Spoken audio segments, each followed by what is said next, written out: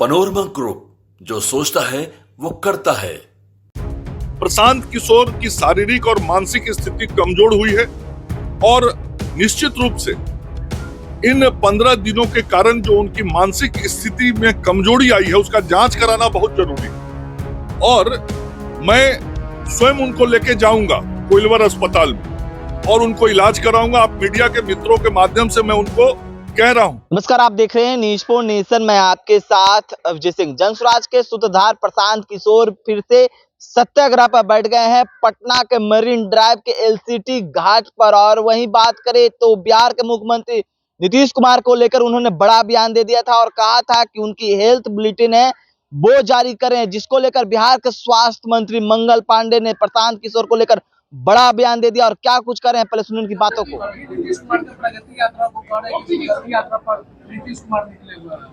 अब राज्य की जनता ने उनकी राजनीतिक दुर्गति कर दी है तो उनके दिमाग में दुर्गति शब्द ही घूमता रहता है। स्वयं राजनीतिक दुर्गति के वो शिकार हो चुके हैं। और मैंने पहले भी कहा है, फिर आज दोहरा रहा हूं कि इस बार जब विधानसभा के चुनाव के परिणाम आएंगे तो राष्ट्रीय जनता दल नामक राजनीतिक दुकान बिहार से बंद हो जाएगी। ये कल राहुल गांधी वो बिहार दौरे पर आ रहे हैं, कल चुनाव भी नजदीक आ रहा है। ऐसे ही घूमते रहते हैं।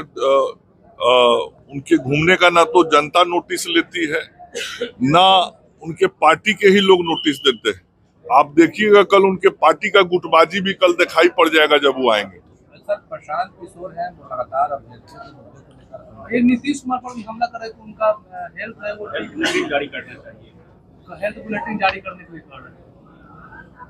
देखिए, मैं यही कहूंगा कि प्रशांत किशोर जी एक पढ़े लिखे आदमी है और पढ़े लिखे व्यक्ति को हमेशा मर्यादा में रह के बात करनी चाहिए। मर्यादा का उल्लंघन, चाहे वह व्यवहार से हो या भाषा से हो, यह कतई शोभा नहीं देता है।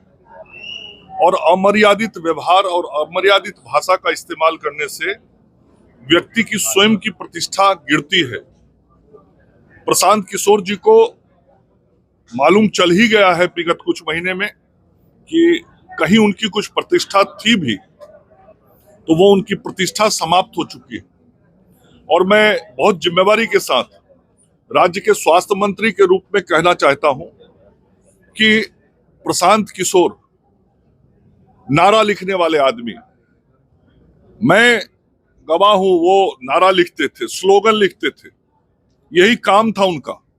नारा और स्लोगन लिखने वाला व्यक्ति नौटंकी करके यदि नेता बनना चाहता है तो इसे बिहार की जनता तो एक तो स्वीकार नहीं करेगी।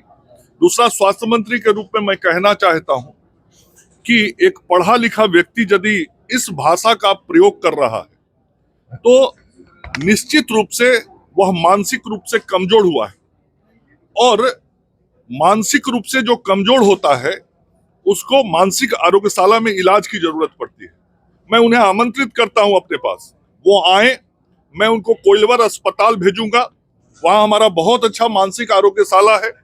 ये कुछ दिन जो उन्होंने उपवास का नाटक किया, मुझे लगता है कि इन कुछ दिनों में प्रशांत किशोर की शारीरिक और मानसिक स्थिति कमजोर हुई है।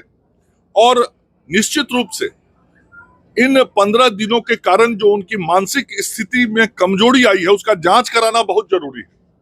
और मैं स्वयं उनको लेके जाऊंगा कोइलवर अस्पताल में और उनको इलाज कराऊंगा। आप मीडिया के मित्रों के माध्यम से मैं उनको कह रहा हूं, वो स्वस्थ रहें, इसकी चिंता मुझे भी रहती है, मेरी भी कामना है कि वो स्वस्थ रहें। लेकिन जिस प्रकार का वो व्यवहार और भाषा का इस्तेमाल कर रहे हैं, बहुत साफ है कि वो मानसिक रूप से अस्वस्थ हो गए।